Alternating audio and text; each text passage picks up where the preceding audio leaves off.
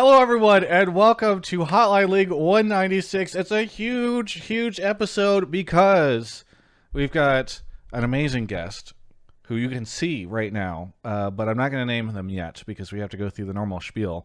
But it's probably been the biggest weekend in League of Legends history, at least for the last couple of years, maybe whenever they did the year 10 event randomly in the middle of groups. But there's a lot to talk about. Getting in this question a lot. No Arcane spoilers this episode, okay? We might have somebody call in with some take about Arcane, like, for instance, like, oh, it's so great that, like, this happening or whatever, but you can rest assured, no Arcane spoilers. Mark and I have another piece of content that's going to go up tomorrow, actually probably right around the time this video drops, and you can go take a look at that if you want spoilers. But we also have Worlds, which I feel like some people forget happened. And then also a ton of off-season stuff. So there's a ton of stuff to talk about on tonight's episode. But first, let me introduce my constant co-host, Mark Zimmerman. How's it going, Mark? Great. You saw me earlier today. I did see you whenever we recorded that. Yeah, so I have nothing to say. You have okay. Well, what about the rest of the? First off, these people did not see you, and also, what's been going on the rest of the week? Worlds happened. I watched that live. I slept for 5 hours or whatever. I went to the premiere of Arcane. That was good. I slept some more. I played some Genshin. Now I'm here. Yeah, I will say the Arcane premiere was sick. Mark and I talked about this a little bit in our video, but we got to see it in like a dome they had constructed on the Riot campus where they projected elements of the show up onto the ceiling. So it was very immersive. It was very cool. I had a great time. Mark and I, the other thing he forgot to mention is that we also launched a TGI Genshin channel last week, and now we're doing Genshin Impact content. We're escaping the sinking ship that is League of Legends. And as you can tell from this past week, they made this show, and it only got #1 in 37 countries. It only got exactly. 6th in the US. It's a dead game. Yes, exactly. Record viewership on the weekend. But let's go ahead and finally introduce our guest for the week, LS, who's feeling much better, hopefully, than last week. Yeah, last week was really, I underestimated the post-recovery from the vaccine shots. Yeah. That was, I was out of commission for like 6 days in total. Jeez. It was rough. You got hit hard. I feel like it's not normally as bad as that, but yeah, that's crazy.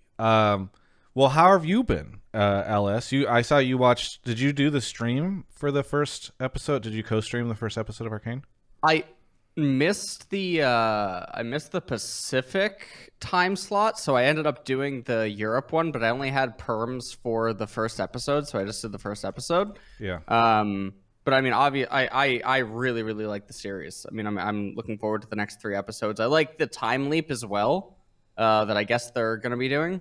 Yeah. So that's pretty good. That's an interest. I don't think I've seen a anime ever do time leaps so quickly, if that makes sense. Yeah. And for those that don't know, this is not a spoiler, but it's like there's a time skip between Act 1 and Act 2 at least. So should be cool. Very good. Well, good to have you on. I'm glad we were able to do that. Or to finally have you on. I know, unfortunately, we weren't able to grab you last week, but glad you're feeling better. And we're starting a little late this week, guys, so we're going to just go straight into... Oh, actually, I have something I have to talk about. Go ahead. That last week, there was some drama around some of the stuff around media invites to Worlds. It came out that after Riot had told media that there was not going to be any on-site presence. It turned out that there were some LPL media, I guess, that were able to go. There's a whole, people who want to look into it. And we don't have the time to talk about it too much on here, but I stand by those who are frustrated by this. Anybody who's followed my content over the past year in particular knows that I've been frustrated with all the decisions that have been made on both the LCS and Global Com side. When Ashley told me about it a couple days before, I told her I was more than happy to sign the thing. So there's, contrary to what I was not interested in wading into the giant Reddit thread about that stuff, but there seems to be some misconceptions that I was like completely fine with the situation. I am just as disappointed if there are regions that are getting more favorable treatment among the big regions or whatever than others. So take that for what it is. But I am I'm all frustrated by it. I'm hoping that they get to a better place with their comm strategy. So I don't know. I just wanted to put that out there because I think that there were some misconceptions around sort of what my attitude was towards all that, and I'd rather just talk about it verbally on the show here rather than do that. And unfortunately, we don't have like a ton of time to take a ton of calls about it, but just so everyone knows, that is my stance, and I've said it publicly. Okay. Other than that, let's get into the calls. We've got Worlds. I know Mark has already been pulling some before the start of the show because we want to get through them. We've got Worlds. We've got maybe an Arcane take. We've got Offseason. There's a lot to talk about. So, Mark, do you have anybody yet? Yep, I got a bunch. Okay, go get them. Yes, off Mark goes. Thank you to everybody who's been subbing and gifting subs. I see Clock Cruncher gifted one to Tim. Pixelated, Evelyn Nest, and BWG Testament. Thank you, everybody, for these subs. Mark has our first caller here, JKJuicyKim. Where are you calling from? I'm calling from Los Angeles, California. Oh, nice. A wonderful city. Love everyone who lives here. A shithole. Anyway, what do you want to talk about? What do you want to talk about the show? Go for it. I do want to talk about the off-season set up TL, how they got a super team of Weibo, Santorin, Bjergsen, Hansama, and Core JJ. I consider them as they're gonna be the next like 2020 C9 with only one loss or no losses at all in that season. And because when you think about it, this whole situation of moving around people, but TL logging in that roster lineup, I feel that is actually confirmed the best lineup you can ever think of, because Weibo, as a solo player, in the top lane, and throughout his history, he has managed to carry out his own in solo plays and 2v1s and all that too. So in that set, TL is a good team for him to be setting in. Santorin has been improving very well in that world stage too. Although 3-3 is not an ideal fight, but in that first fight against Mad Lions, he has shown really good improvement, a lot of potential in becoming a next Blabber, you could say.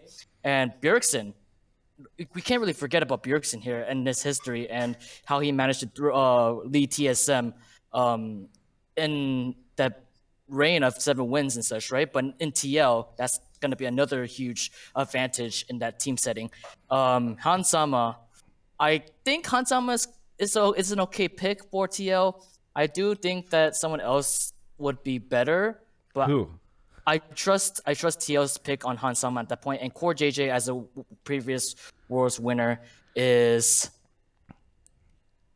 it just shows whatever it is. Yeah. Just out of curiosity, were you implying that you had a better option in the like you had someone in mind that you wish they had picked up on the ADC role?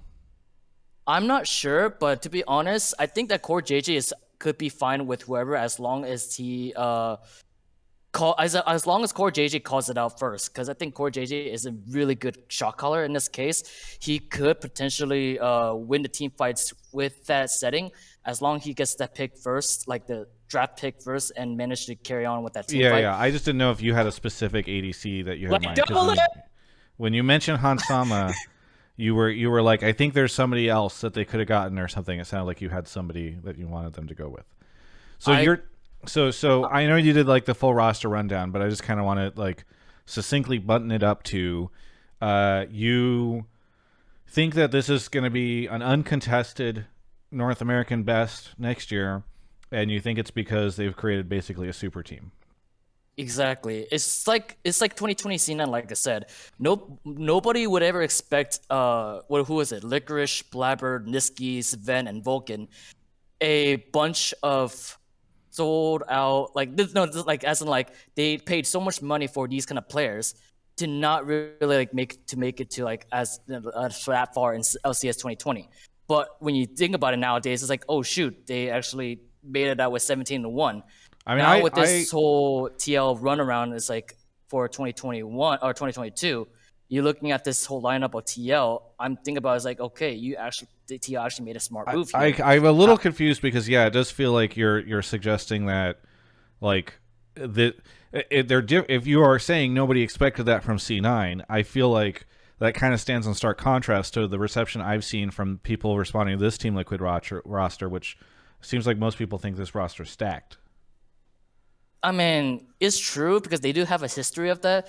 But, and again, I have a gut feeling about this. This one is considered, I would say, the most dominant team. And unless there's another team that would like roster up a better team, possibly it could come from C9, 100 Thieves, or EG. I wouldn't say C9 to be honest. While C9 is a good team, I do think C9's roster is a little bit gonna have a hard time finding besides perks.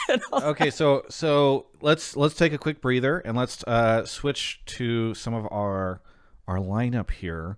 I think the one quick thing I'm going to say is, like, I do think it's a little early for this take just because we haven't seen the lineups from virtually, like, I don't know if any of the other lineups have been even the kind of like pseudo locked in conversation that we've seen from the Team Liquid side. So who knows what C9 and TSM and others are going to field. But Mark, what was your reaction to seeing the Team Liquid lineup? Do you think that they are is it time for the caller to is it correct that things are going to go uncontested next year? These guys are going to stomp everybody? I feel like it's less ridiculous than I think some of Twitch chat's making it. I mean, I know the caller went through his take, but I just think given that Perks seems like he's leaving, we haven't heard too many plans for what they want to do. From all the rumors that we heard, it actually, I meme tweeted about like how some of the people that EG could get, but it feels like they're the only ones who might be otherwise making a big splash. TSM we haven't heard a ton about, but it sounds like they said slightly developmental roster. And then it's just if the synergy from TL can match what's already built from 100 Thieves, I think would be the biggest question. But on paper, I think TL has a little bit more talent on it, you could say, maybe. But even that, I feel like, is maybe a little closer. Like, Core JJ versus Huhi, FBI versus Hans, Bjergsen versus Abadage, Closer versus Santorin, Someday versus Whippo. I don't feel like TL's roster completely blows that out of the water. I mean, especially because we don't really know what state Bjergsen's going to be re-entering the league in. I mean, let's put it this way: if I had, based off all the rumors I've heard so far and the things that are out there and all that stuff, like I would be putting my chips on TL to win predominantly next year because I haven't heard anything of any team that's going to like be able to contest it. But we also have heard time and time, we've seen super teams form time and time again, and then they just massively implode or have some huge issues, and like, you know, TL week 7 or something like that, they're just like struggling. I don't know. But all right, LS, your turn. Let's tag you in. What do you think? Well, the thing for me is 100 Thieves' roster is probably mostly staying intact, right? The only question mark in my head is what happens with Someday Tenacity. Yeah. Do we see anything end up happening there? TSM's unknown, C9's unknown, EG's unknown. I think EG is a roster that a lot of exciting stuff can potentially happen because of who their residents are, which leaves open a lot of possibilities for things that they can do, right? And like jungle mid support even, right? If they build around Danny and Impact being the residents on that team. Like that's very solid resident status that team has. So it's pretty good there. The Team Liquid thing for me, I'm not totally certain. Isn't this 3 imports on TL? So TL's banking on core Green card, yeah. Being resident for next split. So I don't, so I guess that's what they're banking on there. The other thing for me, I talk about this a lot lately because it seems to be like the unmaking of a lot of teams is like a stack deck personality-wise. And there's no way to know, I think, how this team actually functions regardless of their individual skill in the sense of a stack deck. And having like Discord conversations with each other or micro interactions, you know, and passing with one another is entirely different from getting along in a team environment and actually having everything mesh. And you have Bjergsen coming totally out of retirement, right? And no one actually knows what sort of shape he's in. But even prior to him leaving, we saw what happened when you're the best in NA and then you went to Worlds and then mid lane went the way that it did. I mean, we saw also, I think, even this past Worlds, what happen for a lot of mid laners in North America, and they would go to Worlds and see how they'd stack up in mid lane. And I think that like the addition of ProView gives us a lot of insight into other things that we can suspect. Whippo going back to top lane is obviously going to be interesting, but I do think that Whippo's highest high in recent years actually was in jungle. It was this last split in terms of his just outright raw improvement, but also where he stood relative to other players, whereas LEC was also a lot weaker in top lane this past split. So while the roster, I think, looks really good, 100 Thieves isn't really changing anything. There's always the stack deck issue, dilemma that TL could potentially have with the team. It doesn't actually matter if they're all individually good. They might just all have way different views on everything. And then TSM, C9, EG are still all unknowns. It's way too early to say. You're taking the field. You have to pick TL wins everything, or you take the field, anything else happens. I think other rosters can be made that are probably equal or better than this TL roster, probably with like imports available. And like I said, unless I guess I did say it right now, unless there is another team that is building a better team than TL, it's like a 60% chance that someone else of other team would build. It's like right now C9 is already having Fudge as a top laner, and he's actually really good in the Worlds too. That's a keeper for sure. I think Blabber is 50-50, but still I think Blabber could be kept a little bit because he has been working really good. Field or TL? You're the one who brought this topic up. It's true. I don't want to go through. We don't have the time to go through all the C9 players. But... No, I know. But I just want to say those two. I feel like those gonna keeper. But apart from that, like you can't really face off against Buipo and Santorin. Santorin has. So you're taking TL? Yeah, TL definitely. Yeah. Okay, I'm with you, man.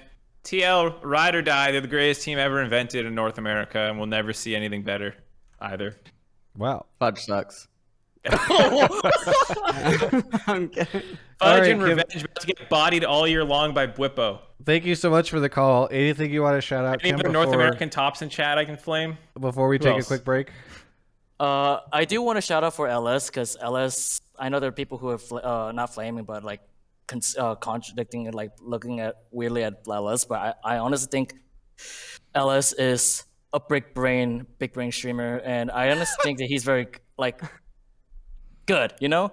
So thank you, LS, for just being there for us. Well, especially after his Fudge analysis just now, I can't agree more. Thank you so much, Kim, for the call, and we'll catch you next time. Thank you. Okay. I thought he called it a brick brain. I was like, wait, that's a great brick brain. Honestly, yeah. Are you a big brain or are you a brick brain? It's a little bit of both. It's a big brain and it's filled with bricks. That's the that's LS. Okay. We're gonna take a quick break to talk about Alienware, our sponsor for Hotline League, and so much of what we do over here at Travis Gafford Industries. Go check out alienware.com/Travis right now, please. If you're driving, pull over the side of the road. You know, don't get anyone in danger. But click on the big banner up at the top that says "Check out the new Alienware Aura," because that's a new beautiful thing that you can get with delivery dates ahead of Christmas. Which these days, you know, it's sometimes hard to get things delivered in time. But everything on the site right now, you're seeing at least for the U.S. You can get it before Christmas time, and some even in November. So. Go check that out. There's a discount code. I know some folks were having some issues with it, so I'm working on it. But feel free to check it, and if not, we might update it in the description later on. But we love Alienware so much for sponsoring the show and so much of what we do. And I want you guys to really take a look at their R13 and R14 notebooks, desktops, including the beautiful glass side panels that you can get for some of these. You should go take a look. It's an optional upgrade, I think, in almost all, if not all of them, and it just really makes these things shine. I can't wait to get mine. I've placed my order through them, so hopefully when I have that, we'll be able to do some sort of unboxing, which would be swell. Again, check out alienware.com/Travis. There's a link in the description below, and we love Alienware. All right, Mark off. Mark's already pulled the next person, who is LCS Wooloo. LCS Wooloo, where are you calling from? Hello. I'm calling from Toronto, Canada. Are you actually the person with the LCS Wooloo account? Yes, I am the actual person. Can you Wait, is can you Wooloo. tweet Is the at us? LCS Wooloo different than the LEC Wooloo? Yes, yes. LCS Wooloo is different than Yes. I don't know the Wooloo, Yes. the life of the Wooloos. I don't know what's Because going you when have I to was pay on, Oh, go ahead. like I watched the stream when they did the spreadsheet, and I think the language of the Google spreadsheet was not English, so it's not me.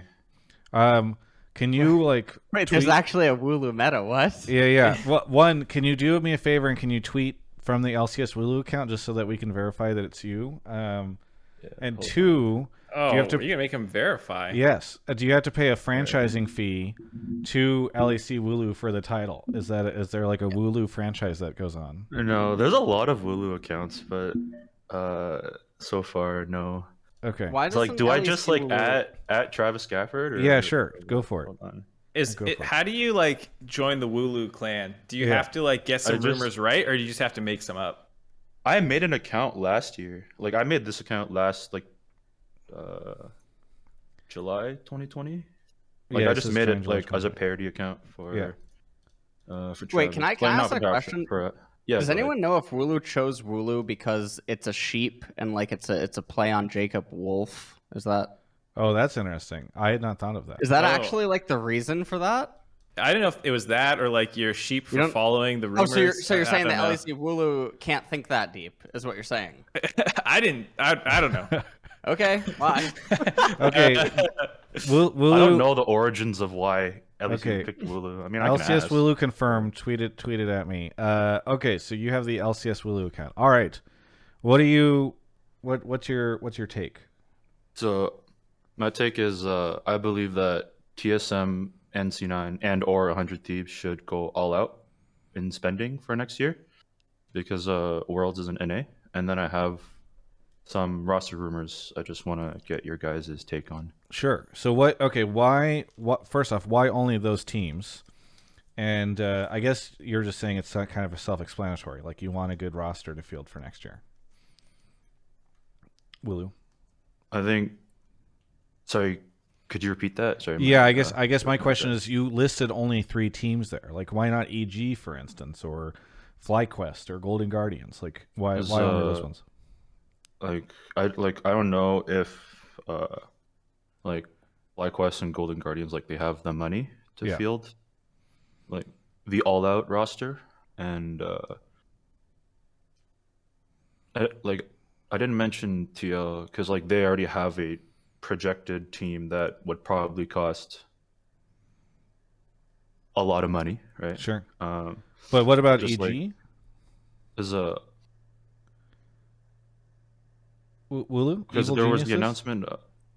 There was the announcement of like how Jensen like might not play next year. So like, I heard the rumor was like EG Jensen, and so Okay. like I don't know if they should still go all out and try to find some big names, or if they should stick with like JoJo. Gotcha. Okay. What are your rumors that you wanted to share? My rumors. The first of all, the TSM rumors are humanoid, tactical Vulcan, and Gilioto to round out the rosters. And I was Okay. just wanting to get your guys' opinion on that. Humanoid, tactical, Vulcan, and then coaching Gyoto. Yeah. Okay. Well, I will say tactical, I think is I had heard tactical for a while. I think a lot of people assume that was a thing after the Team Liquid stuff had been sorted. Vulcan is interesting. So I've heard he has a pretty big buyout. And so if they're grabbing him, they're going to have to spend that. Humanoid is also very interesting.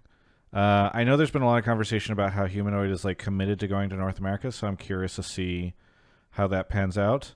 Gyoto, I would believe if you, I don't know if you're saying you have sources or whatever, but that makes sense to me because I'd been hearing for a while that there was a chance, even though he's under contract, that he was looking to try to see if he could negotiate an exit to go to one of the higher tier teams, and that there were some higher tier teams interested in him. So, I mean, all that sounds very believable to me. Well, and for the Gilhoto point, November 6th, Mike Schwartz, the guy was, I mean, I don't know exactly his role in the team, but he was pretty high up. I'm pretty he was sure like what their brought- director of esports. Yeah. Right. I assume the one who brought Gilhoto over. And so Yeah. if that's like your man at Immortals dipping out, maybe you can wiggle out and go somewhere else. Yeah. Yeah. I think it is, by the way, it is fascinating to me whenever you see somebody in like their director leaving in the middle of the off-season situation. It's just wild to me. But yeah, that I could definitely see. All this seems reasonable to me. Okay, LS, we had Mark go first last time. So what would you make of that lineup?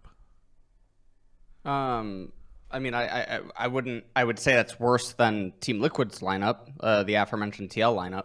So I don't really put much weight into that. I don't think Humanoid is like a power import. If that's what TSM is going to be trying to do, it just seems a little bit weird to me. Like, you're not impressed by that lineup. No, I'm not. I think that's much worse than Team Liquid's lineup. Yeah. Yeah, it feels weird because Yeah. Go ahead. I would say like the thing about it is like you're in this position now where I think a lot of teams see that Team Liquid lineup and you have to justify the money you're going to spend as being able to compete with it in that sense, right? Like if you're like, okay, yeah, we'll bring over all these imports to get second and still go to Worlds, I guess, and try and make some noise, but it does feel weird if you don't think you can compete with TL. I mean, to Wooloo's point, you definitely want to be okay. If I was one of these top teams, I would want to ensure that I was going to Worlds next year. Maybe, Andy looks at what he spent last year and he's like, I don't want to do that again. And if you look at what Steve is probably spending this year, like I would imagine that Team Liquid roster is like the most expensive roster that might have ever been built in League of Legends history. Especially if you consider, I'm sure he had to pay a pretty penny for Hansama. I'm also very curious, like if Jensen is saying he might not be playing next year, there's a world where he's not going to be able, like Steve's not going to be able to recoup any money for the Jensen buyout. So anyway, if you're Andy and you're looking at TL, it might just be a world where nobody wants to compete with that from a spending perspective. And so if you put together this lineup, like let's say Cloud9 goes, like there's obviously in this scenario they wouldn't have Vulcan. There's rumors that they're getting Niski, but there's also been some rumors they might promote Copy. Sven, from my understanding, is actually sticking around. Like they were going to leave. I think at some point in that time, Cloud9 and Sven just decided like, whatever, let's just stick together. And so I feel like if you're Andy and you're like, well, EG's going to run some development roster probably. Maybe they do the Jojo Pion thing. You're like, I'm spending enough with this roster to still make it to Worlds, and I don't want to deal with the budget that Steve has. So this is fine, That is why I could see this happening and it making sense from a TSM perspective. Wooloo. Yeah, because I feel like TSM they certainly have the money to go all in, because like they paid what $6 million for Sword Art, and then you left after 1 year. Like I don't know if they have to pay him the full $6 million. Like I don't know how that works after, like, if I would be shocked after 1 year he's let go. So yeah, they definitely have the money to like spend. I just don't know if they're going, as you mentioned, like I don't think anybody's, like I agree, like I don't think anybody's going to compete with TL in terms of spending, because like I don't think it's like even if you try to spend as much as TL spent, like I don't think it's possible. Anyway, I said it's an interesting proposal, Wooloo, on what that lineup looks like, and we will have to see how things go. I'd be really interested to see what the TSM fans' reactions would be. So thank you so much, Wooloo, for the call. Anything you want to shout out before we move on to our next caller? Shout out to the TSM Discord for saying TSM Chovy every single day. They Shout out to they are Kelsey they're as well for the but Chovy's available spam. yes, the Yeah. Chovy and the Doggo stuff. I feel like they Yeah, because I'm in the TSM Discord, and every day they're like, TSM Chovy. I'm like, yeah. oh, Yeah. I would be shocked if Chovy ends up in North America, but who knows? Maybe. yeah, Anyway, who knows? thanks so much, Wooloo, for the call, and we'll catch you All next right, time. thank you guys for having me. Yeah. Yeah. Have a good one. Bye. All right. On to the next caller. We're rolling through these tonight so that we can get enough in because there's so much to talk about. Thank you, .mp4. I think I know who you are. Thank you to Clock Cruncher for gifting a sub to Mark. I'm sure he's thrilled. C. Pralter, Habib, and a large Farva. Thank you for gifting the 5 subs. The dog is here. The dog, where are you calling from? I'm calling from Pleasantville, New York, the suburbs of New York City. Suburbs of New York City. Well, what do you want to talk about on the show tonight? I want to talk about this being the absolute best Worlds yet so far. Hey, we actually have a Worlds take. Thank God. Okay. What do you... a North American who cares about Worlds? I didn't know you existed after last week's show. Okay. Why was this Worlds the best Worlds ever? There's a little setup first. Sure. And it is every single person, whether they actually watched Worlds or knew teams or not, rooted for Damwon. Every single So, person? I really think that. I feel like if there you, was probably some people that were affiliated with EDG, like 20 million Chinese fans who would Yeah, disagree. yeah. Okay, I mean the North American side did want Damwon. I really think that. Obviously, the Chinese pool wanted EDG. Let's be fair. But the reason I think it was the best one yet is because, first off, Damwon beat SKT and Faker. Everyone knows Faker's the best T1 player in the world. Everyone knows Faker. And so many people kind of saw that as like being the finals Worlds match. And once Damwon beat them in the second best of 5, everyone kind of just was rooting for Damwon to follow up. EDG won. Let's see, they went to best of 5 in 5 games, 5 matches, right? And then they finally go against Damwon in the finals, who had beaten SKT in 2 best of 5s. T1. We're like at this volcano of excitement finally. We know it's Khan's last match before military service. Everyone knows about the Jungle Canyon, whether they actually watch Damwon matches or not. Everyone knows Showmaker not being the next Faker. He's literally the Showmaker. Beryl roaming everywhere into my bedroom window. Okay, go. And Get to your point. And here's EDG that gets to finally topple these guys who made a humongous name for themselves. And the reason I think it's the best Worlds yet is because so many people are like hungover from it still.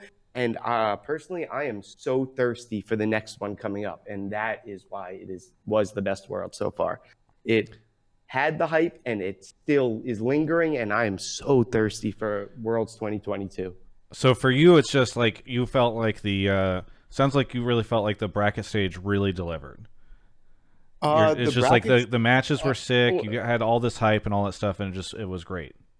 Yeah, exactly. There was tons of hype, and there were big names involved. There was an underdog story in a sense, kind of toppled the big name, and I think that drove some storylines and some drama. All right, so before I say my take, LS, do you agree or not? No, I don't agree. So all right, the reason I I'll don't take agree. the side of whatever you take. You don't agree. All right, go for it. Okay.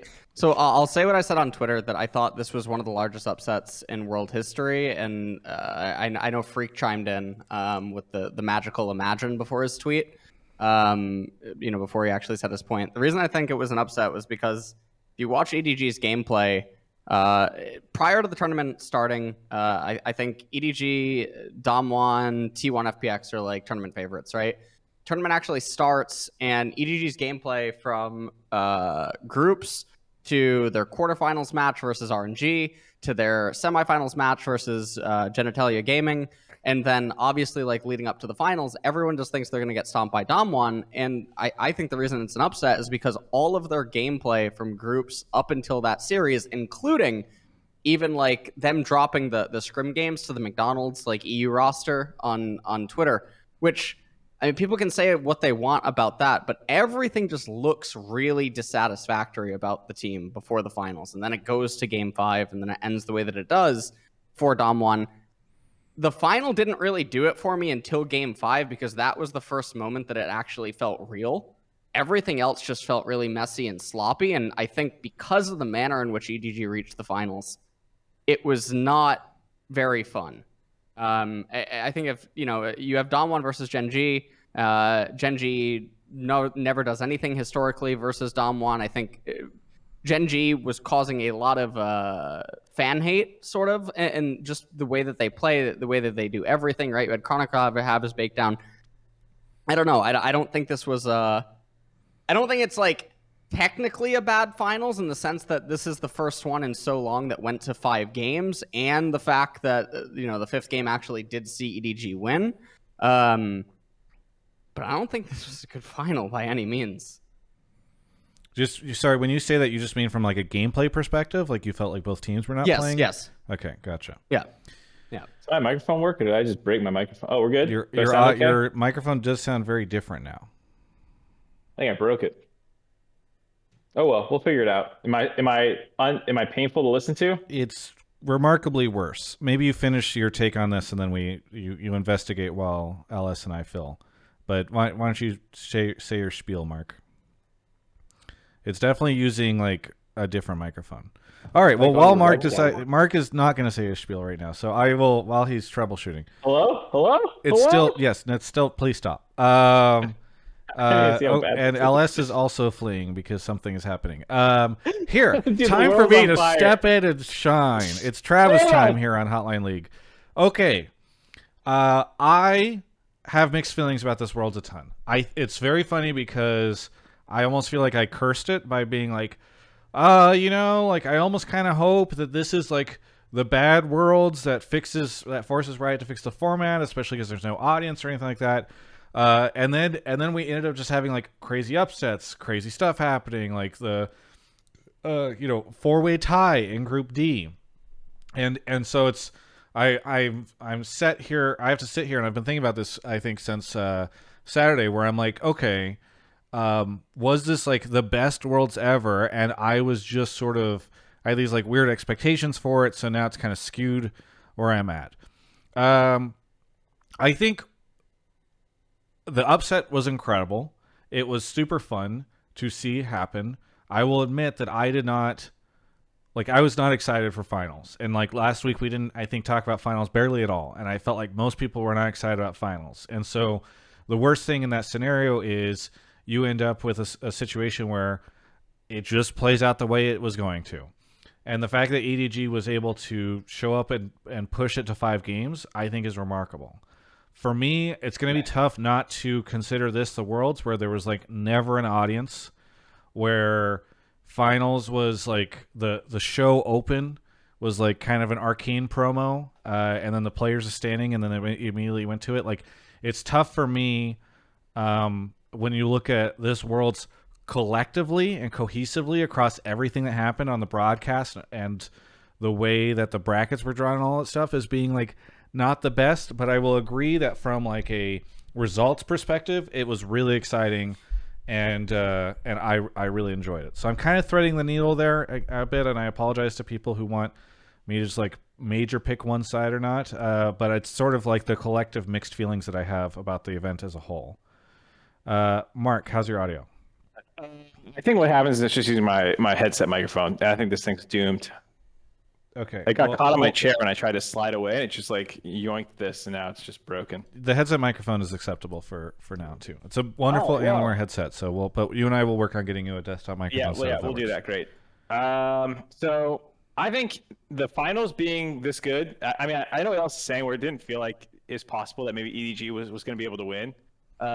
Because like even the first game that they won was like the con first time ever playing Yasuo at top kind of thing, and it felt kind of troll. But you know, the fact that they actually came back and won the next couple, I think a lot of the games were kind of slow actually through the first like 10 to 15 minutes. There weren't like a ton of kills often. But other than that, I really liked it, the upset potential. But I don't think an upset necessarily means it's a great tournament as a whole, because like I mean, I said I would take the side of this, and I won't, I guess, because enough other shit went wrong in this call already. I'll just say what I think. That it just I would rather have hype leading into the finals and then like a decent finals than like no hype going into the finals. Everyone thinks it's gonna be Dom1 and it's upset. Like that was really cool, but it did make the lead up feel a little weird. There's a bunch of problems with the event, like you said. It felt like we kept being on the verge of really shitty. Yeah. What? Alex is back. I just made a bunch of great points that totally defeated everything you said. We'll just leave it there. Yeah. He's just kidding. He was agreeing with you, LS. LS is back for the audio listeners. No, I was just saying that I think this was a tournament that had a lot of like disaster type scenarios that we could have faced down that we didn't end up getting, like the all Eastern quarterfinals or the Genji versus Damwon finals. Like there were a bunch of these things that could have gone wrong that didn't end up going wrong, but it just felt okay. Like I was happy with it. I think that you could say it's the best finals ever, maybe, because a lot of finals before, even the other 3-2 that we've ever had, which was Samsung versus SKT, that was like a really fluky game, like 5-game series where SKT could have slammed them in 3-0 and then fucked around real hard in game 3. Game 4, they legitimately lost, and then game 5, they once again just absolutely slammed them. And it was like, well, SKT was never really not the best team. So lack of crowds and some of this other stuff, I think, holds it back from being a great tournament. But some of that stuff was outside, the control of the tournament. So I still think it was really good. But I mean, the results are also outside the control of the tournament, to be fair. Yeah, I just mean, like, there are some things going on in the world outside of the league esports scene. Like, sometimes you just get, like, sometimes the world is shit because the meta sucks, Like, Yeah. Okay, technically that's outside the scope of the tournament, but at least you're saying, like, this tournament wasn't good for this reason. This is like, well, what are you gonna do? This is a global issue, yeah. All right, dog. It seems like people are not sold on your "this was the best Worlds ever" take, unfortunately. Hey, at least we didn't get a sweep again. I mean, that's fair. True. That's true. I don't think anyone is saying that this was a bad Worlds. I There's think been way worse finals than this. Yeah. We Especially have room to grow. Yeah. Either way, thank you so much, Dog. Is there anything you want to shout out before we go on to the next caller? Let's shout out Mountain Dew Game Fuel, my girlfriend X Charmfire, our dog, and all the bros. You guys know who you are. Holla. Thank you so much for the call. We'll catch you next time. Woo. I was gonna ask, since this was the kind of the Worlds call, LS. I didn't see. Did you go hard on your other content leading into the Worlds Championship about how Dom1 was gonna smoke EDG? Well, yeah, I mean, I was the 3-0. I mean, I thought the series would just be really. I mean, I didn't. So at the start of the tournament, I thought if they met, it was going to be fine, right? But everything leading up to it was just like a disaster. I mean, I think, I don't know, but somehow also simultaneously, I became like the pinata for like Dom1 losing out of all the people who predicted it. Even though there's so many people with identical 3-0 predictions. Yeah. It's really weird. It's really, really weird. I mean, that's what was funny was even I was getting. I mean, you definitely were getting it way, way, way worse. But I had like rando people. I assume they're like LPL fans that have made Twitter accounts, because I will look and they'll have no profile picture and like no followers, and they'll just be tweeting, being like, all the Western media thought that. Mark, your picking up the audio a little bit on your speaker. Maybe change your noise gate. I don't think that's the solution. I saw there were these accounts that were just tweeting and being like, "Oh, all you Western analysts were so biased towards Damwon, and like you all wanted EDG to lose, and you were all rooting. This is what you get." And I'm like, "What is going on?" Like, I So I was gonna say, I assumed that LS got a lot of like the shit because I saw Dom tweeting about it too, and like I think everyone most people predicted Dom won 3-0 based off. It was what LS yeah. was People saying were and all predicting the host either crew. 3-0 or 3-1. Like in the 3-1 were the people that didn't want to predict 3-0. I feel like. Right, and like all week long, I was saying, "Oh, this is a 3-0. This is a 3-0. Like, can't wait to start playing Genshin Impact after they get 3-0'd." And like just memeing it the whole time. And luckily, no one gives a fuck about me enough to like come after me when I'm wrong.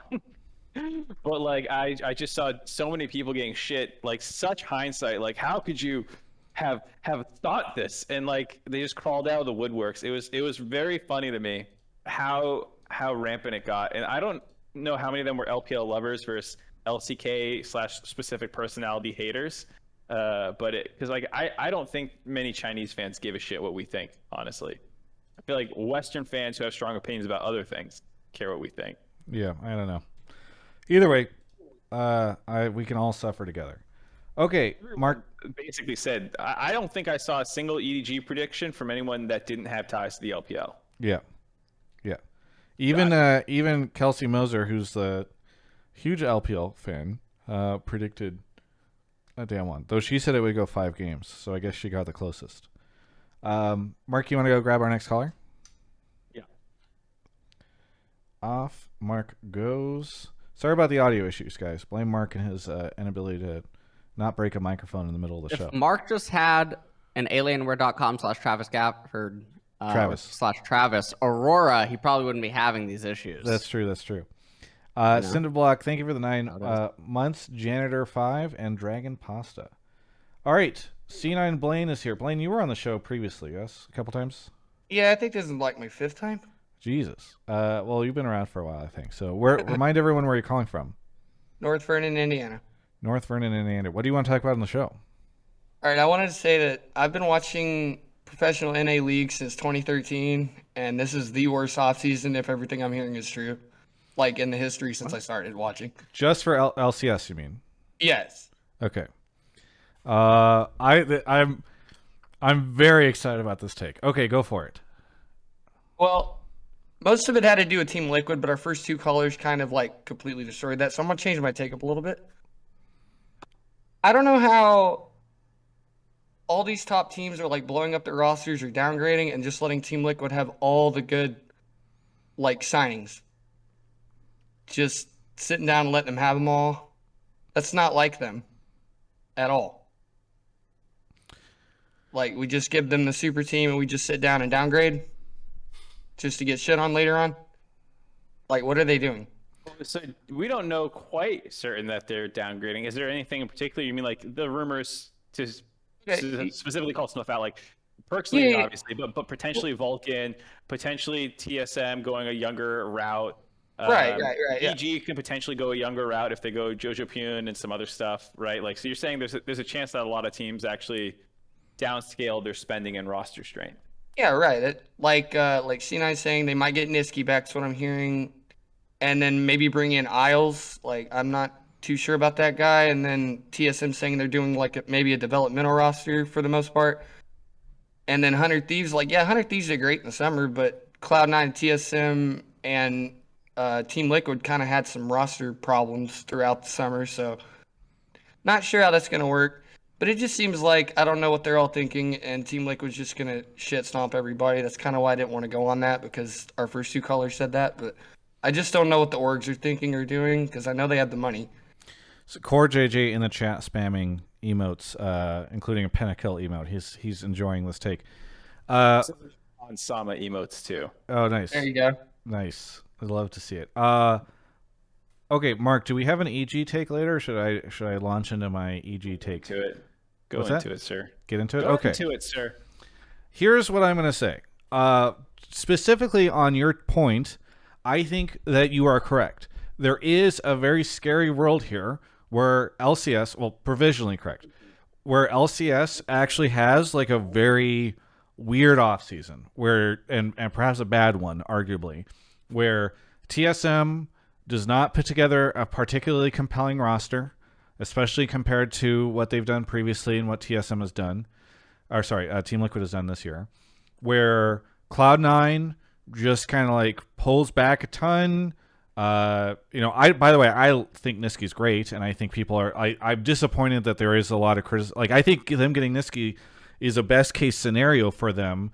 Not necessarily to say that there's not better mid laners out there, but like, I hope they get Niski, and you should hope they get Niski too, because if not, I'm guessing they're going to be running Copy. We'll see. No offense against Copy. I actually don't know much about him. But I don't hear anybody talk about him the way they do JoJo Ken. What?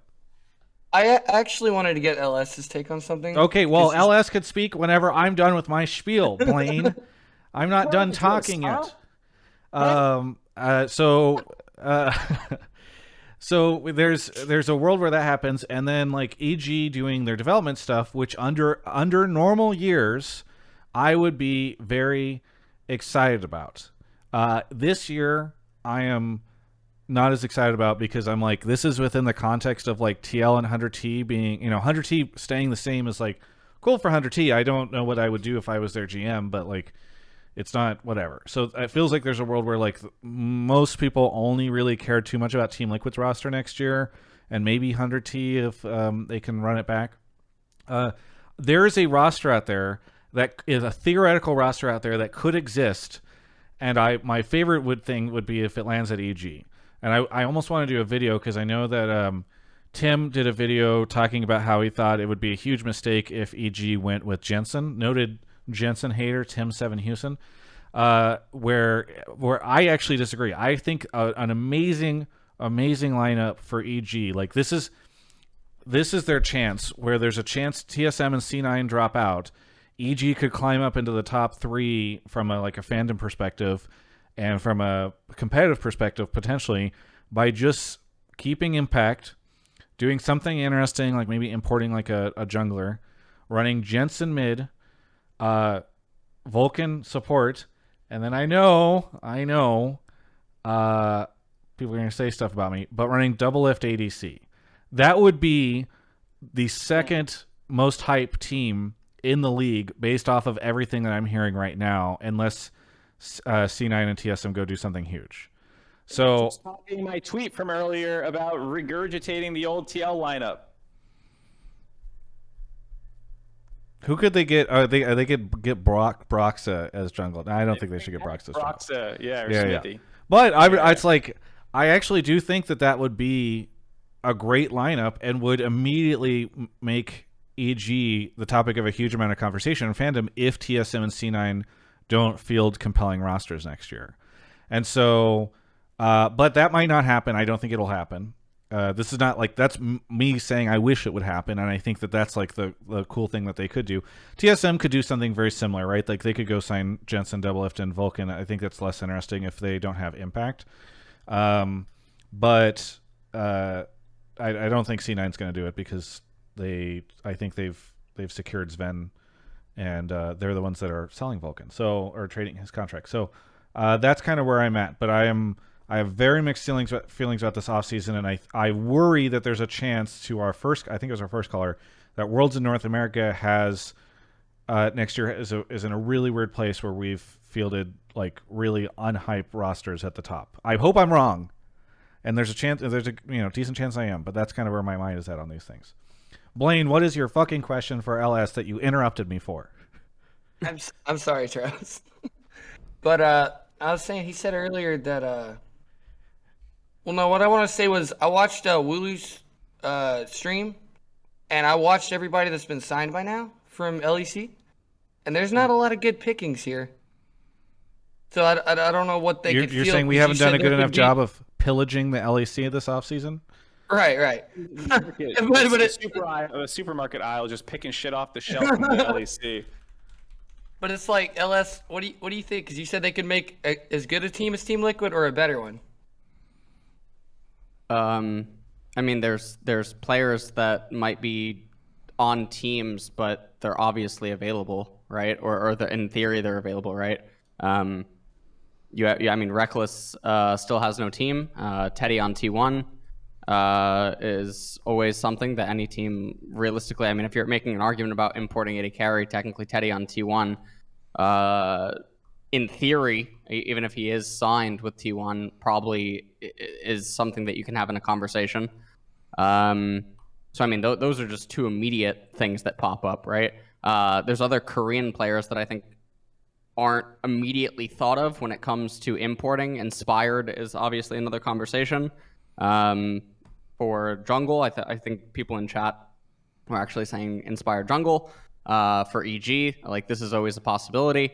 I think there's a lot of combinations that people aren't like immediately thinking of when you think of people that can actually be imported to North America. What about TSM Chovy? I really hope not. You know, I mean, Is it that you just don't want to see the Church of Chovy get relocated from Korea to NA? Is that your problem with it?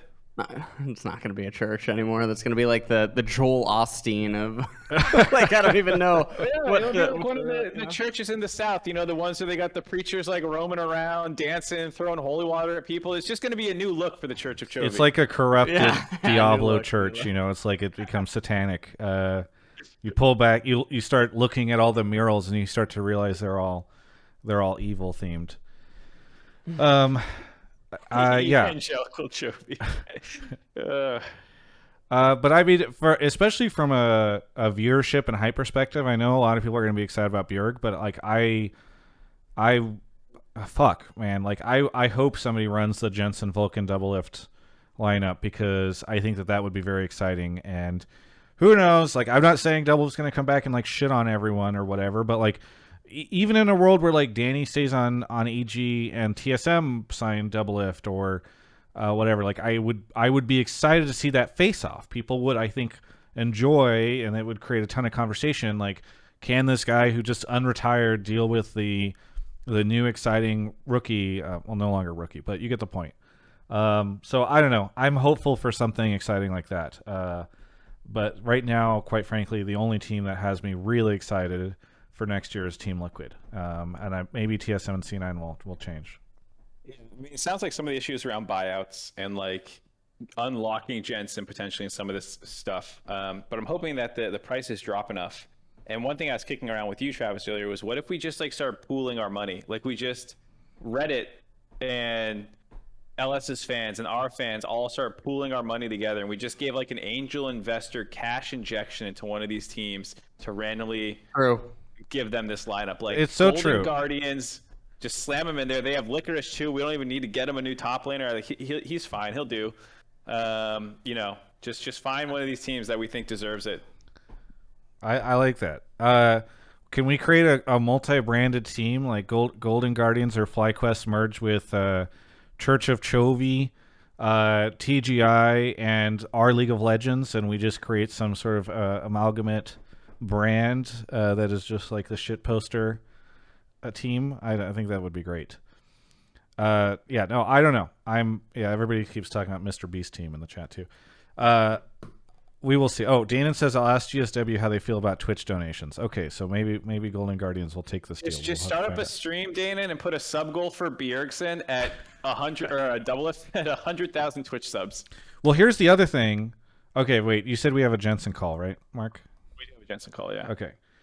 Here's the one thing I will mention, though, while we're on the topic of this offseason. Mark, correct me if I'm wrong, but I think the All-Pro for summer in the mid lane was JKJuicyKim, Power of Evil, Jensen? Or maybe Jensen, Power of Evil? Those were the three, though, right? Twitch chat maybe. Abadaga. Oh, yeah, Abadaga was up there. Fuck. Abadaga was up there. I don't even know if it was PoE. I think PoE did not make it. make it. Mm-hmm.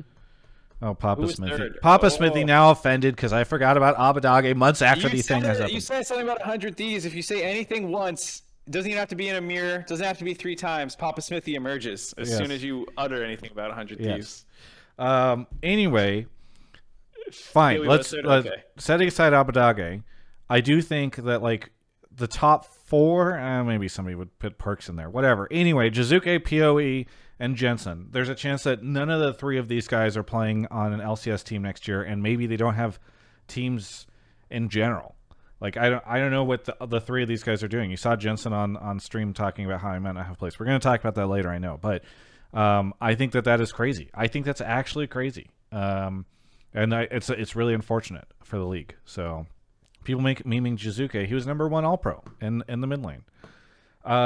Blaine, Wait, Mark, did you give much of a take on this stuff? I know Alice and I talked, but I don't know if you have any takes. Stupid shit the whole time. I think it's fine. Okay. Blaine, anything you want to shout out before we go on to the next caller?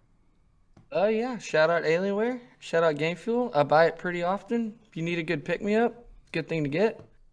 Shout out to you boys. Love the show always. Shout out to you, LS. It's nice to finally talk to you. Yeah. You guys have a good night. Thanks so much for the call. No problem. All right. Off Mark goes to get the next caller. Thank you to a bunch of people subbed. Nice. D9 gifted a sub. Kiko, thank you. Cherry Lace, 38 months. Maury Wakes, thank you. SkyG 007 for the sub and the bits, or the community sub and the gifts. And then Happy Donge, thank you. Is it Kaper or Kaper? It is Kaper. Kaper. Where are you calling from?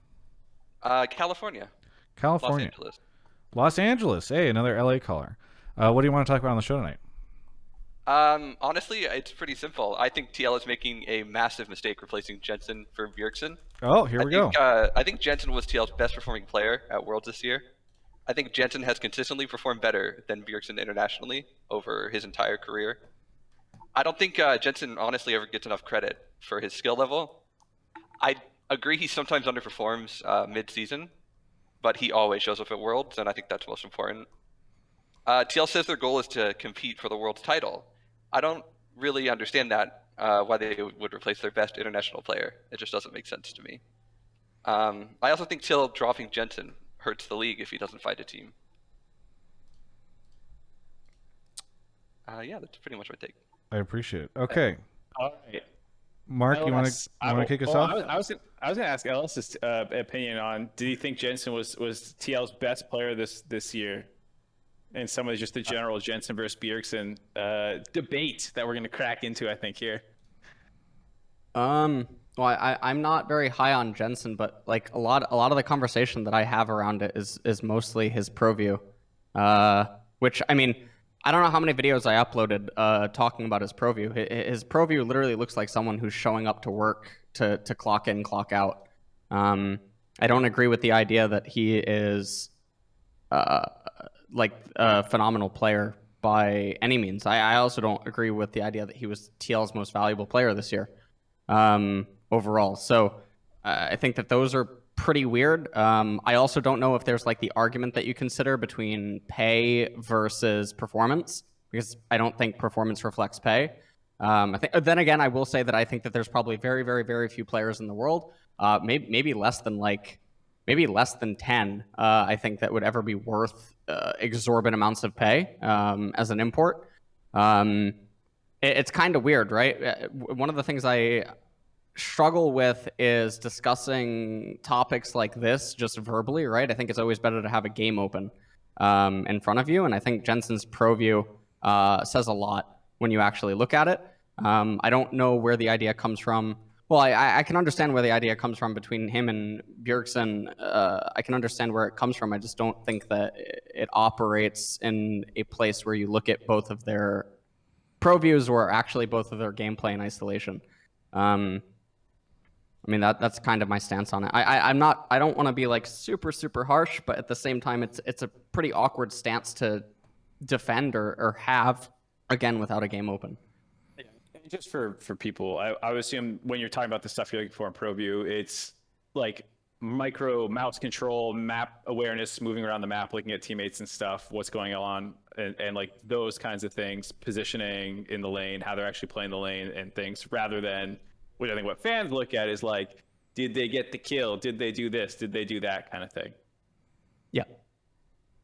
Cool. Well, I'm a little bit more positive on Jensen.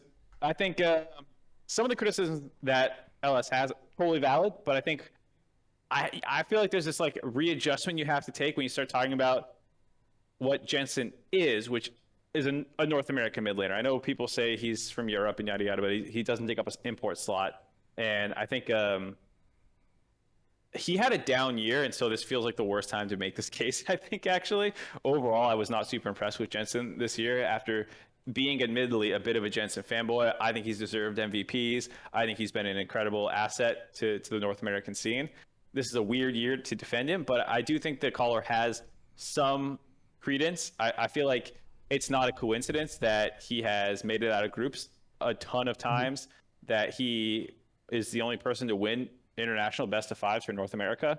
I mean, he has had great teams around him, but I think he has weaknesses. Like, we didn't even get into champ pool. Like, he doesn't learn new champions very quickly. He doesn't play some of the meta assassins as well as others in the melee matchups and stuff. But I do think he has a really good skill set for coordinating with teams in mid to late game situations and making plays. And sometimes, I forget which game it was, he had a good early game, a couple in group stage as well. Can't remember what matchup it was. Was he playing Lissandra or was he playing LeBlanc? I feel like there was a LeBlanc Lissandra matchup he played. I mean, I was going to ask you guys, about how, because I feel like most of the most of the positivity around Jensen recently has been from his performance at Worlds this year, and so I don't know how you both felt. If maybe it's overhyped or if it's good. What I was about to say with that was, it was the Icon game. He was LeBlanc, and he had a really big pop off game, and I think fans really give a lot of credit to, like, if you see him to 1v9 a game, they really like it. And I think that's why at Worlds, the perception around him is more positive than his teammates, even though I don't think he's been super impressive this year. Ellis, what did you think of his Worlds performance? I mean, the Worlds performance, I felt like his champions were set up to be more flashy than teammates, and I think that's a thing that some people don't consider when they look at, like, the drafts as well as the champions that they're up against.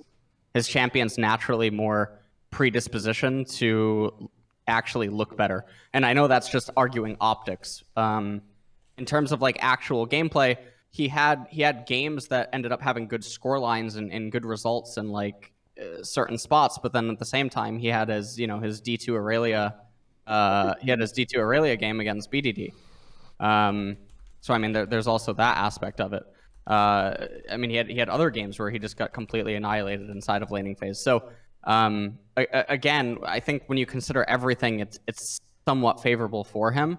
The circumstances that he found himself in, comparable to teammates. But yeah, he played fine in some moments. It's one of those things that when you talk about laning, it's really hard without, again, a game in front of you, a VOD open in front of you, a ProView, etc., because of the way that, like, camera pans work as the game is going on. But it's a little bit weird, the idea that he was exponentially better than teammates.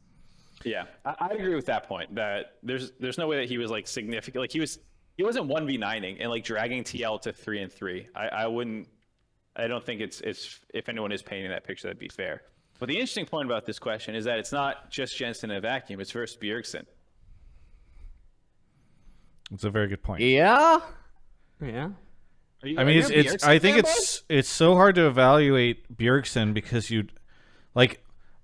whenever I heard Bjergsen was back on the market, I was like, this is, maybe besides Doublelift now, one of the riskiest moves you can make, because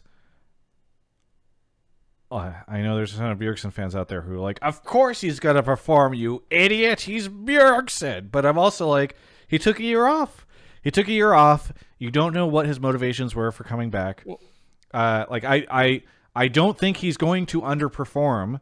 I would not bet on that. I would still bet on Bjergsen. But it is like I mean, thank God he doesn't have a buyout, because can you imagine, like, if you had to pay $2 million just to get access to the opportunity to pay him a couple $1 million, like.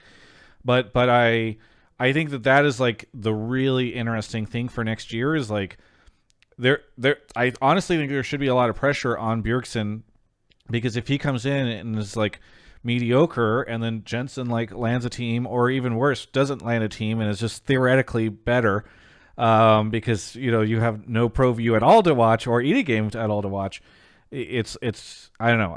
I'm very fascinated to see how things pan out, because I don't know, and especially the world we're in now, where it's not like, I think there are a lot of Team Liquid fans. I've been looking at the subreddit who feel really unhappy in this situation, because they felt very loyal to Jensen, and now Jensen's like, I might be homeless, or might not have a team to play for, or what? Obviously, homeless is hyperbole, but I just think, like, I'm very fascinated to see how this plays out.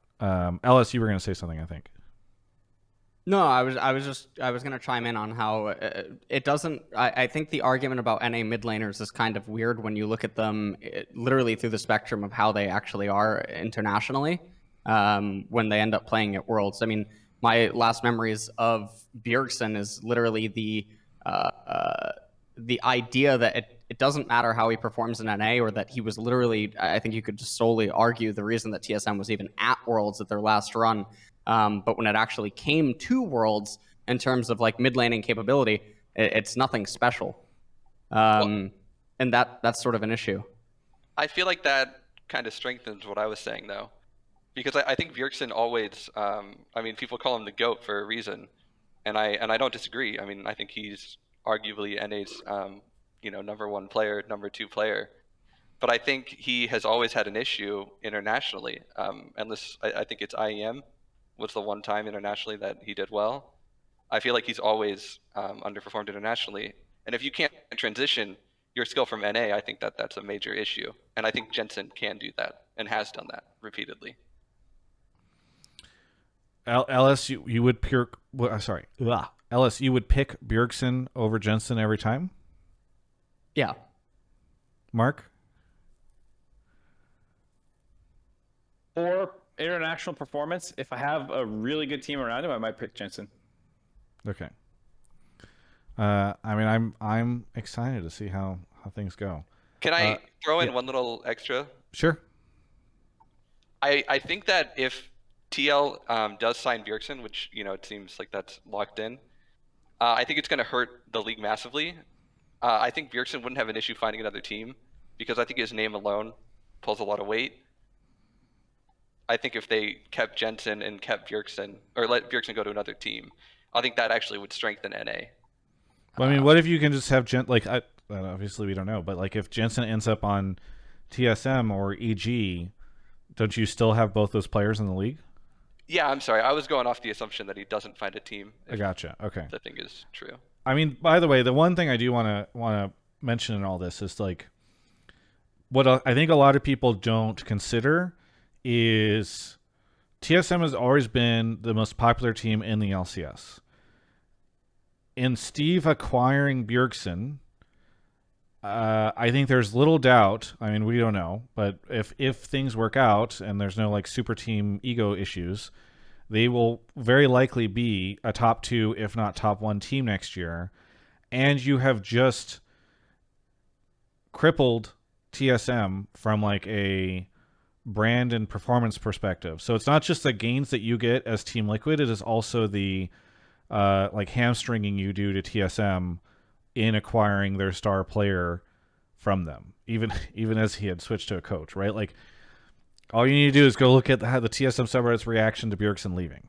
So I think personally, like I understand why Team Liquid is making that move, because it is not just a good move for Team Liquid in isolation. Like all this stuff happens within the context of the broader league, and like if you've been sitting around with envy for what TSM has for a long time and Bjergsen was their crown jewel, just nabbing that, sticking that in your crown, I think it does a lot. So I feel like Steve has wanted to take Bjergsen from Reggie ever since Bjergsen showed up in 2014, and he's finally done it. It was a 8-year master plan, but he did it. Where was how did he master plan? Where was the plan? He forced Bjergsen into becoming a coach in the patient line. man is there's a saying here from someone, I'm sure, about patience is a virtue, and he just waited till Bjergsen was over it, didn't want to be on TSM anymore, and then he struck. Gotcha. Kaper, thank you for the call. What do you want to shout out before we take a quick break?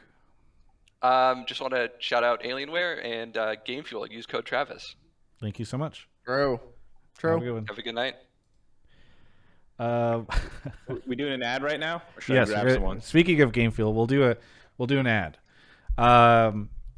Speaking of Game Fuel, thank you so much to Mountain Dew Game Fuel for sponsoring Hotline League. We love them so much. They do such wonderful things. As the caller just said, you can use code Travis to save on your order. And if you're wondering where you should order from, one, we always put a Amazon link in the description if you really must do that, or if for some reason it doesn't deliver to your area. But you, in most areas, almost all areas, I think, you can go to gamefield.com/Travis and order from their site, which is really great because then you can get access to the Gamefield Victory Pass rewards program, where you can unlock all sorts of cool stuff every time that you order a case, including physical goods like shirts, controller skins, headset stands, etc.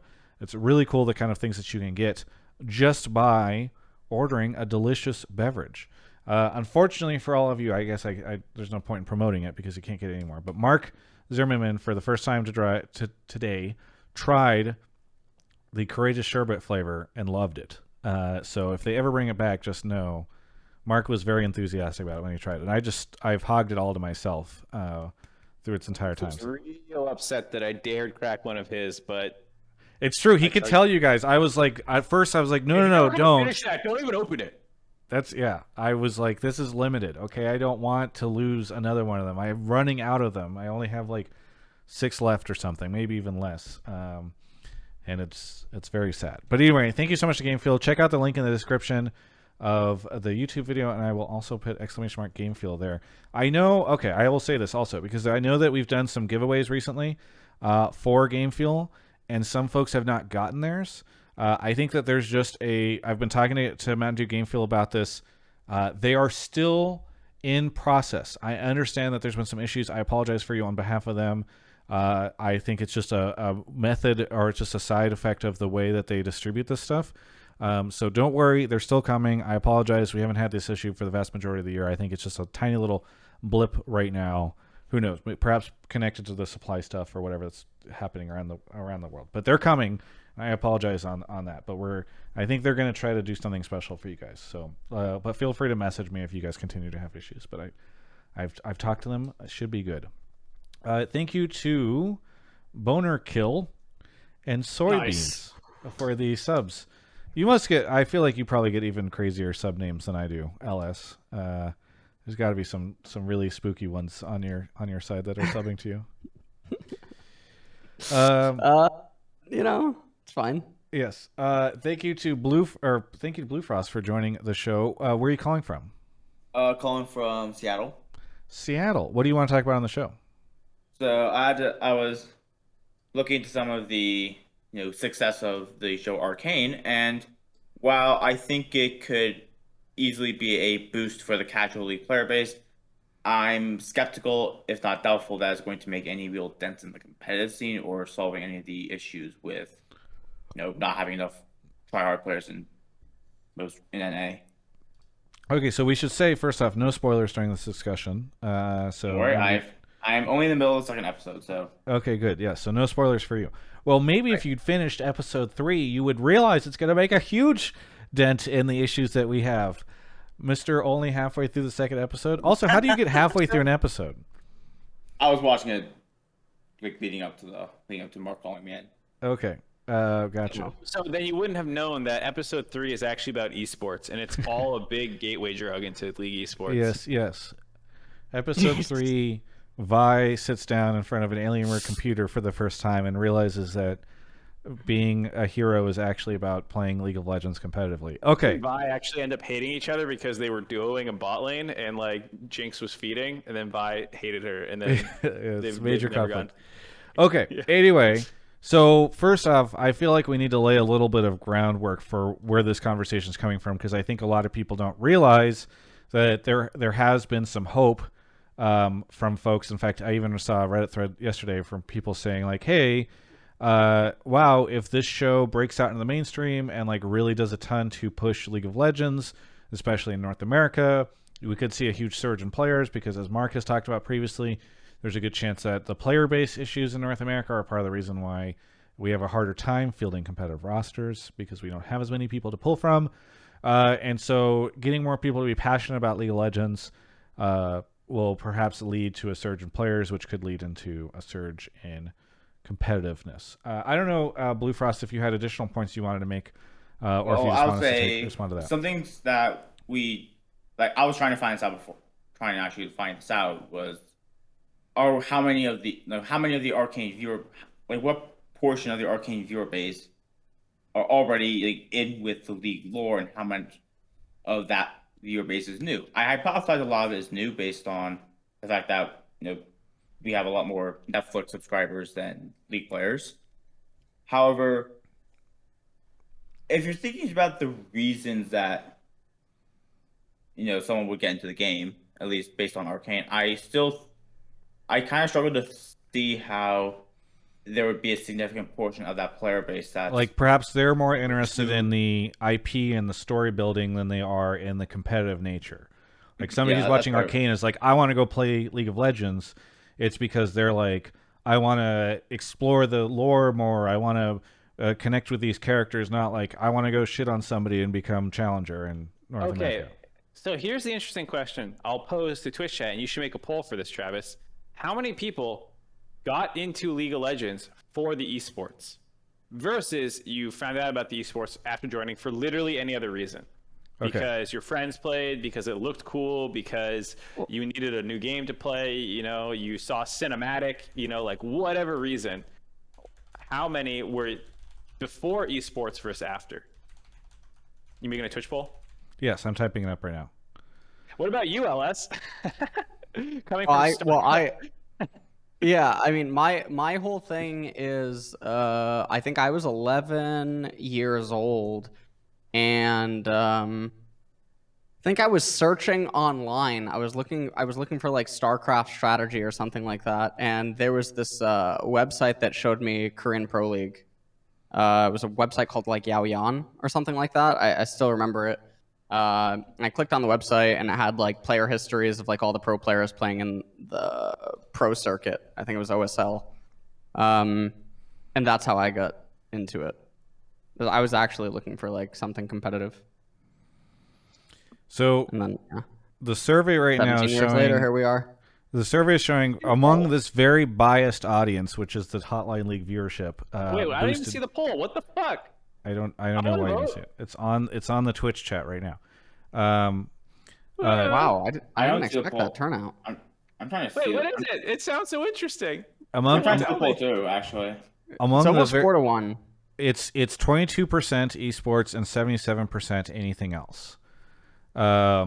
So, and this is a stream that is heavily biased, I would argue, towards esports.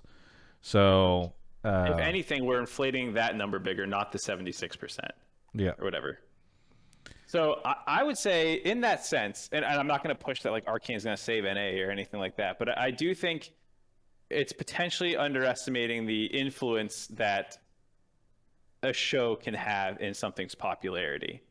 So, not saying everyone, like Arcane reaches 50 million people. What percentage of that actually install the game afterwards who weren't already players? Yeah, here's a question for you. Some percent. How many of that percent get into esports? Another very small percent. So like you don't really know how many you're going towards. And here's a question for you, Bluefrost. You might be in a situation where like somebody goes to like they're in high school or early college, and they hear about Arcane. Maybe they see it on Netflix or like they've got some friends that play, and so then they go and watch it. And then they're like, oh, this is awesome. And so they want to play League of Legends. So they convince a couple friends to go download League of Legends to play with them. Because like I think one of the major reasons, ways people get introduced to League of Legends is by a friend who's playing League of Legends. Those friends might be like, those other people might go then watch a Twitch stream or watch LCS or something because they're interested in the game and they might be more competitive minded. And then those people get inspired to try to climb the ladder. So even if it's not necessarily the person who comes in directly because of Arcane, there's like a tremendous network effect with games like League, where like they might invite two people to play with them, one of which is somebody who really wants to compete or is competitive or wants to climb ladder or whatever. Alice, you were gonna say?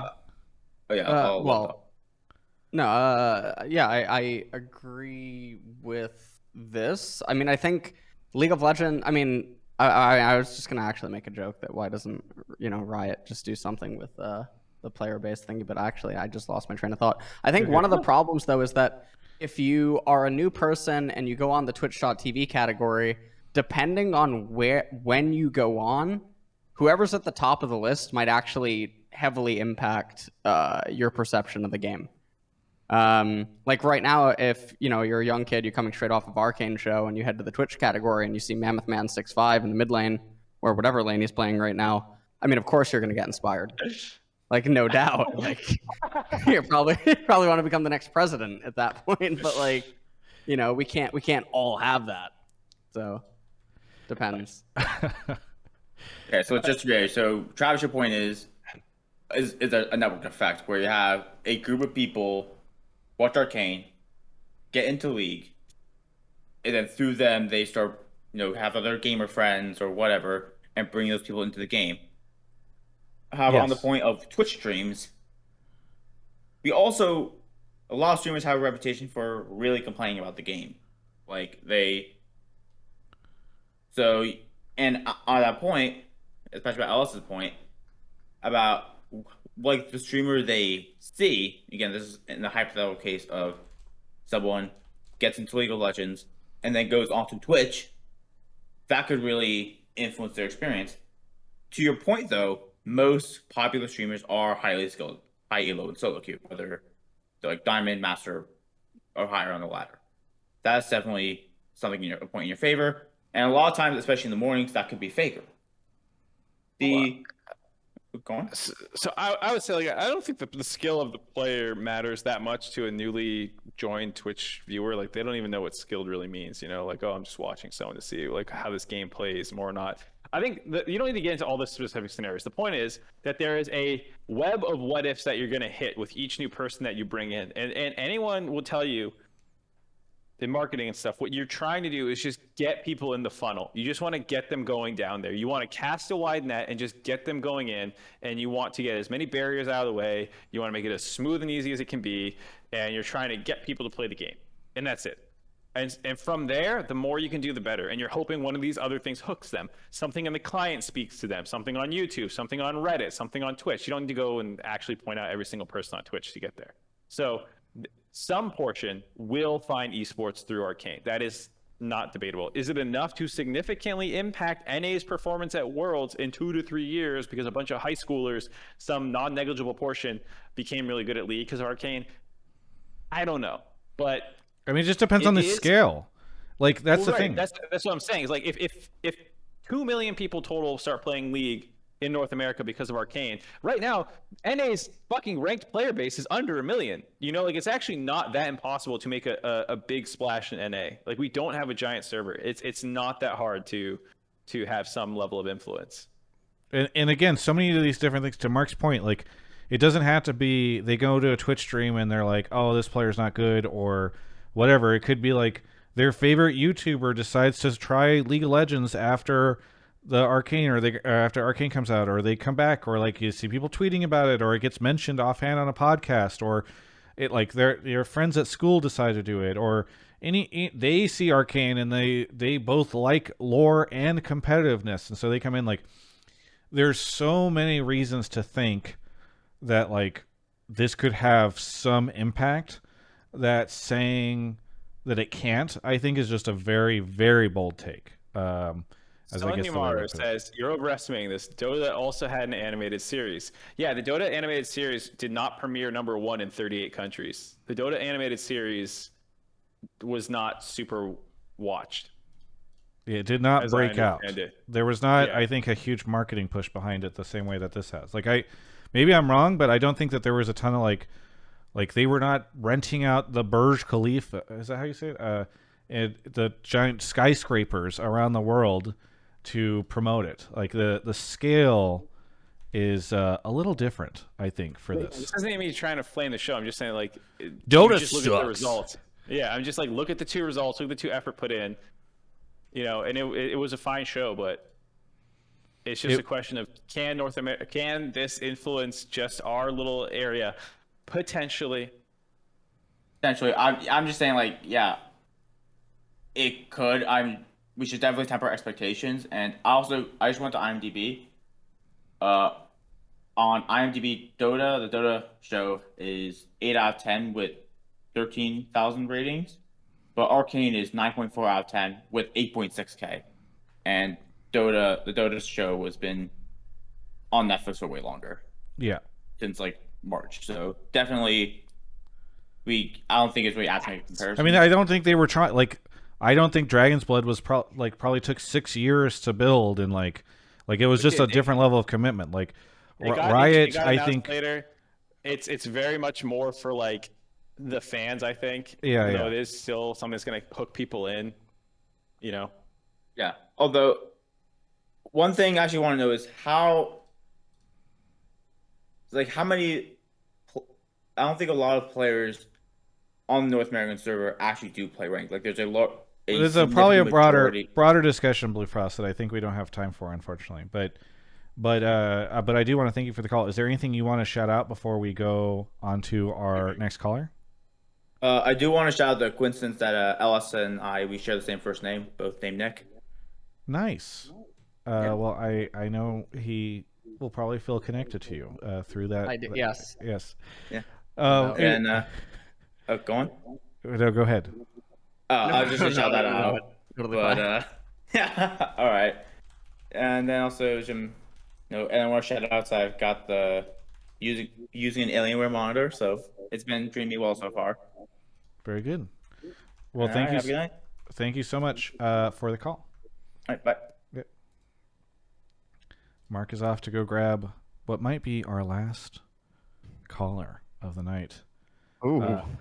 I am Elvis 4, Skix, Car Keys, and Toaster Child. Thank you everybody for the sub. And it looks like Vexed Shinobi is here. Vexed, where are you calling from? Hi, I'm calling from Virginia. Virginia, nice. What do you want to talk about on the show? So I have a take, and I think it stems from what Andy said as an answer to the Q&A that he did in the Reddit forum. And I think Andy basically Din. Yeah. my take is teams currently are acting, at least in this offseason, like they don't want to go after super teams because there's this assumption, just like Andy said, that the overall viewership and fan base in League of Legends specifically is only a small portion of the total fan base and viewership of specific teams. So for example, in TSM, Andy said it's only 15% League of Legends, so I can't excuse a high amount of money spending on a League of Legends roster only when I want to spread out to 16 additional esport teams. However, I think that that's not exactly a good approach because the lackluster performance of NA has caused only a small portion of the fan base to be coming from League of Legends specifically. If the teams were performing in world scenes much better, the League of Legends fan base in NA teams would have been much larger as a portion of the total fan base. I mean, I don't think spending necessarily equates to world success, and I think we've seen that. 2, if Andy says he can't justify spending more because they don't have enough, it's not popular enough, I would say, well, I don't know how he justified it last year then, because he definitely spent way, way, way more last year. Clearly he can at times, just maybe not for next year. So I don't know. I mean, obviously I don't know his numbers, and it's weird but like it's hard to imagine that only 15% of TSM's following comes from League of Legends. I think after Bjergsen left.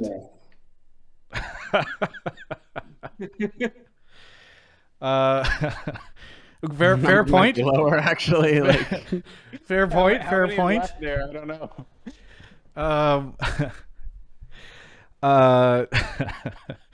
I think the big thing, like in my take, is basically if the teams are approaching amount of spending or effort in their team in esports, because of course from a business perspective you have multiple esports that you're attacking, right? It's not just League of Legends only for majority of them.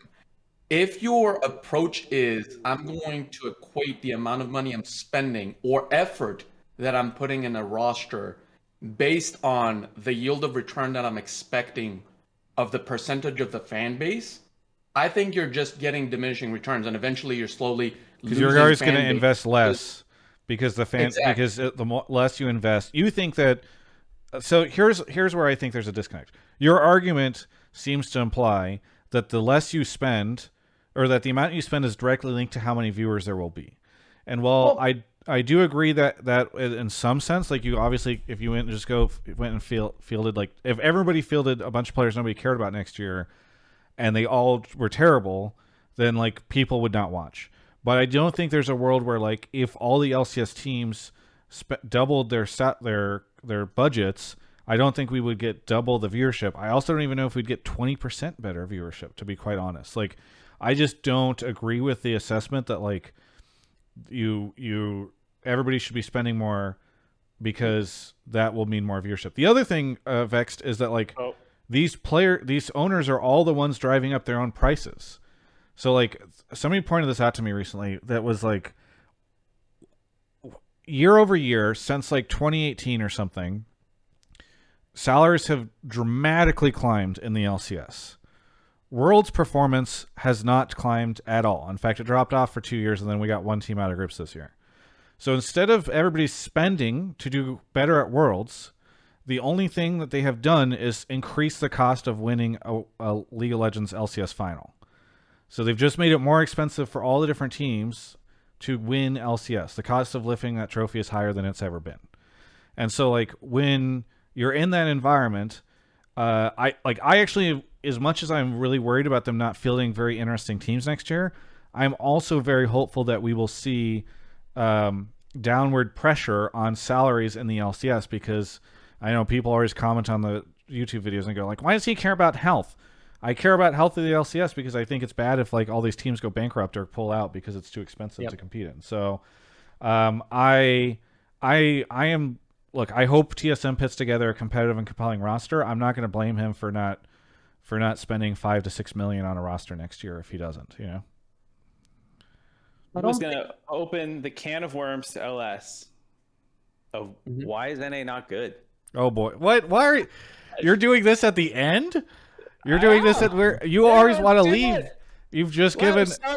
We started late. We'll go a little late. I'm fine with it, but you always want to get out of here, and now, okay, everybody. No, so because Travis is all, well, if we spend, we don't need to spend money to be good. How do we get good if we're not just buying the best players from around the world? My little NA brain doesn't get it. I need a big brain from the LCK to tell us what our problems are. Okay, why we're not winning. If it's everyone, not the money. welcome to LS to the TED Talk stage. Here we go. I think. I mean, we've already had culture talks like in the past. Like, there's lots of YouTube videos on this from like several people that reference culture. The only games that North America tends to do well in are either North America tends to do well in brand new games for about the 1 to 2 year mark if the game is a global scale game. This is demonstrated across multiple esports. It's also demonstrated, though, that global scale games across multiple esports, North America always starts to lag behind really quickly. People will cite Smash, which is mostly just NA versus EU, and EU is significantly crippled compared to North America. So I don't think Smash is a great reference point. And people will also cite like Mortal Kombat, which no one plays seemingly except for North America. I think that games, fighters in particular, where other regions, most notably Japan, chose to play it. North America eventually started to lag behind and ultimately ended up succumbing to pressures from other regions. I think this is demonstrated for the last 23 years of esports history, starting with Warcraft 2 and StarCraft 1. So I think if the question is, why does NA fail despite the amount of finance injected into it, it's because the finance is coming from a place of non-specialists hiring specialists. And when you have that going on, you're going to get a bad mix of inflation in terms of salary and spending and all this other stuff. But I'm not going to say that this is just a North America problem, because it's not. Non-specialist hiring specialists is a global problem. The problem becomes more prevalent when you have the North American big bucks behind it, and it looks worse than it is. But it's not just an NA thing. So we can't just spend our way out of the problem, LS, is what we're getting at, yes? Yeah, I don't think that you just spend your way out of the problem. I think this is so earlier we had a caller and I disagreed with the idea that like next year is not exciting for NA. I think next year is actually one of the most exciting. You have a lot of resident players that are better than actual American players coming back. And then in addition to that, you have, some people getting green cards that thus make them residents, which now opens the gates for more good players to come in. I think that it's the turning point. I think that next year with some of the rosters and some of the imports coming in, it's the first time I'm excited to watch LCS. Because I think that LCS co-streamer, by the way. Well, yeah, I mean, I was saying more last year co-streaming, but next year. I think next year is really interesting because it could be a year where NA actually has like multiple rosters that, in theory, maybe wouldn't make like NA like a massive underdog in the 10v10 hypothetical world versus LEC or something like that. So I think that's kind of cool. Yeah, I'm actually excited for LCS next year with all of the potential rosters that can happen, new imports, green cards, etc. I think it makes it holistically more competitive. But the problem still remains that you have all non-specialists hiring specialists, you have a lot of recycling going on, and you have a lot of fans that have no idea about coaching staffs or infrastructure or anything. I mean, this is even relevant here. If you just look at like some of the off-season like coaching staff shuffles that are being talked about right now globally, I think it really sheds light on just how out of touch or detached from reality a lot of people are when it comes to specific roles and titles and the random arbitrary knowledge or power that is bestowed to aforementioned titles without any credence behind them. There's one person on this show right now that I think could fix a lot of this. If only it had worked out and he'd become a coach. Mark Zimmerman. All right. Why did you leave coaching to become a content creator, you jerk? How dare you? Them players, though. It's a fair point. One thing Alice said that was interesting there was the whole, more players getting green cards, more imports coming over. And like, there's been this sentiment for a while in the NA scene about how many imports is too many, even if they get regionalized. I don't quite know the proper term for it, but like people like FBI is technically a North American now, and Huhi, and like, there's 0 North American players sent by 100 Thieves, and if TL make it and 100 Thieves make it next year, that's 0 players between those 2 teams now, and like slowly there's 0 NA players born in North America. I don't know if LS, like, I've never asked where LS lands on that topic. Do you think, like, you don't give a shit, I assume, given your background about like players swapping, oh my god, I can't speak, swapping home regions? No, I don't think anything of it. I'm totally fine if NA is all imports and all this other stuff. I think that the data also supports it as well. I think that it's the vocal small minority or whatever that obviously is like, we need NA resident players and yada yada yada. If that were the case, Golden Guardians would have higher viewership, Academy would have high viewership, NA local resident streamers would have high viewership. All this other type of stuff, right? Because people would migrate to those areas, but it's not actually the case. So I'm all for opening up the gates. NA as a country pulls from all areas of the world, right? With the cultures, languages, and everything. It seems kind of weird, especially since we see it in sports even as well. I think the only thing that would make me sad about, because I think of Core JJ as an LCS player. Like, it's very funny to me whenever people point at Bjergsen and are like, you had to go to Europe to make your team. I'm like, we pulled Bjergsen a long time ago, right at the beginning of his career. Right. I don't think he's really like an LEC import. The only thing that makes me sad about a world where we see a 100T LCS or 100T TL final next year, or 200T TL finals, and none of them are fielding North American players, is like, I do think that it is important for somebody who is growing up in Toronto or Atlanta or someplace to be able to feel like they have an opportunity to compete in an LCS final at some point in time if they like go out and try and build themselves and do all that stuff. So I think from a like just the native North American players being represented. Like that is important to me because I think that that's the type of thing that does inspire players from like on our servers to try to compete and become better and get their way into the LCS. But certainly it's not a thing where I'm like ban all imported players or whatever. So wouldn't you think, Travis, like Yeah. to your point, because I agree, right? Like I think, and LS hit, I think the nail in the head. Infrastructure is a big issue in NA and a lot of topics when it comes to sports or esports. And it is the non-specialist buying specialists. However, don't you think, Travis, to your point, that if you had a super team TL, and let's assume they mash together and they just smash everyone, right? Not even one loss. You have all these teams that are trying to build NA talent, but they have no chance. That's still demoralizing. So instead of kind of shifting, like the big names shifting, the big team names like C9, TSM, etc., to a fully NA roster that in theory doesn't hold a candle to a super team, you still bring 2-3 people that you think can carry the team and slowly start injecting NA new talent that can make it. I would never suggest that the bottom 8 teams of the LCS should only be North American players. I honestly, I don't think anybody really suggests that. Like, I don't. You obviously that is what a lot of people think. I also don't think that you necessarily need to run an import or two on every single team. Like every team is going to have different objectives, and so for like a development.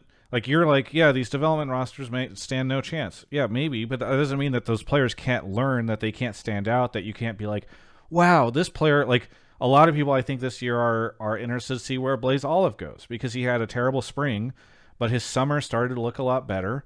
And like maybe and maybe there's a world where this year he starts to break out and then he gets acquired next year. Like look at the 100T side. Like obviously those 3 players on Golden Guardians were import players, right?